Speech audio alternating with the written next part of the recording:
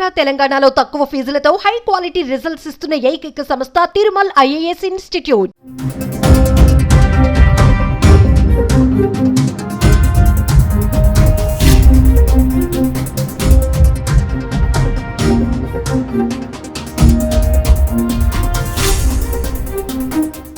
China virus HMPV వచ్చేస్తోందంటూ దేశవ్యాప్తంగా ఆందోళనలు మొదలయ్యాయి. దేశంలో కేసుల సంఖ్యలు కూడా పెరగడంతో కరోనాలా కమ్మేస్తుందేమో అని ప్రతి ఒక్కరిలో భయపడుతున్నారు. కేంద్ర రాష్ట్ర ప్రభుత్వాలు కూడా అలర్ట్ అయ్యాయి. ఇప్పటికే ఆందోళన అవసరం వద్దని చెప్తూనే ముందస్తు జాగ్రత్తలు తీసుకుంటున్నాయి. చెన్నై, బెంగళూరులో కేసులు నమోదు కావడంతో తెలుగు రాష్ట్రాలు కూడా అప్రమత్తమయ్యాయి. హెచ్ఎంపీవీ వ్యాప్తిని అడ్డుకునేందుకు చర్యలు చేపట్టాయి. రెండు రాష్ట్రాల్లో హెచ్ఎంపీవీ కేసులు లేవని ప్రభుత్వాలు చెప్పి భయాన్ని కూడా తగ్గించాయి. కానీ హైదరాబాద్ లో డిసెంబర్లోనే 11 హెచ్ఎంపీవీ కేసులు నమోదైనట్టు మణి మైక్రోబయాలజీ ల్యాబ్ ప్రకటించడం ఇప్పుడు సంచలనంగా మారిందని చెప్పుకోవచ్చు.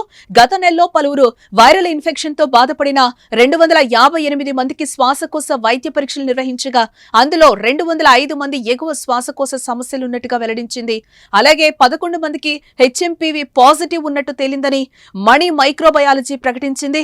ఈ వైరస్ తో ఎటువంటి భయం లేదని, చాలా ఏళ్లుగా భారత్ లో ఉన్నట్టు ఐసీఎంఆర్ కూడా ప్రకటించిన విషయాన్ని తెలిపింది.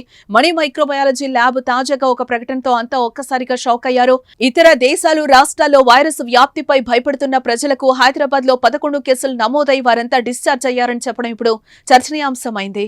తెలంగాణ ఆరోగ్య శాఖ మాత్రం కేసులు లేవనే ఇటీవల ప్రకటించింది. కానీ ఇతర ప్రాంతాల్లో హెచ్ఎంపీవీ కేసులు ఎక్కువ అవుతున్న నేపథ్యంలో యంత్రాంగం అప్రమత్తమై నీలోఫర్, గాంధీ, ఉస్మానియా ఆసుపత్రిలో ముందస్తు ఏర్పాట్లు చేస్తున్నారు. అనుమానితులు ఉంటే శాంపిళ్లు సేకరించి అవసరమైతే పూణే జాతీయ వైరాలజీ ల్యాబ్ కు పంపాలని భావిస్తున్నారు. కరోనా వైరస్ ని ఎదుర్కొన్న అనుభవంతోనే హెచ్ఎంపీవీ విషయంలో ఎలా ముందుకు వెళ్లాలనే దానిపై కసరత్తు చేస్తున్నారు. కేంద్ర ఆరోగ్య శాఖ అధికారులతో మన రాష్ట్ర ఆరోగ్య శాఖ అధికారులు రెగ్యులర్ గా కోఆర్డినేట్ చేస్తున్నారు. మరి మణి మైక్రోబయాలజీ ప్రకటనపై ప్రభుత్వం స్పందన ఏంటో చూడాలి. ఇక ప్రజలకు కూడా ఈ వైరస్ పై భయపడాల్సిన అవసరం లేదు. కానీ జాగ్రత్తలు మాత్రం పాటించాలని వైద్యులు సూచిస్తున్నారు.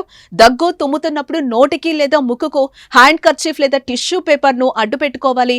సబ్బు లేదా ఆల్కహాల్ తో కూడిన శానిటైజర్ తో తరచూ చేతులను శుభ్రం చేసుకుంటూ ఉండాలి. అధిక సంఖ్యలో ప్రజలు ఉండే ప్రదేశాలకు వెళ్లకూడదు. అలాంటి ప్రదేశాలకు వెళ్లితే జాగ్రత్తలు మాత్రం ఖచ్చితంగా పాటించాలి. ఫ్లూతో బాధపడుతున్న వారికి దూరంగా ఉండాలి. జ్వరం, దగ్గు, జలుబుతో బాధపడుతుంటే బహిరంగ ప్రదేశాలకు అసలు వెళ్లకూడదు. పౌష్టికాహారం తీసుకోవాలి. బహిరంగ ప్రదేశాల్లో ఉమ్మి వేయకూడదు. దగ్గు, తుమ్ములు, జలుబు వంటి లక్షణాలు ఉంటే ముందు జాగ్రత్తగా వైద్యులనైతే సంప్రదించడం చాలా మంచిది. హెచ్ఎంపీవీ చిన్నపిల్లలు, వృద్ధులపైనే దాడి చేస్తుంది కాబట్టి వారిని మనం జాగ్రత్తగా చూసుకోవాల్సిన అవసరం ఎంతైనా ఉంది.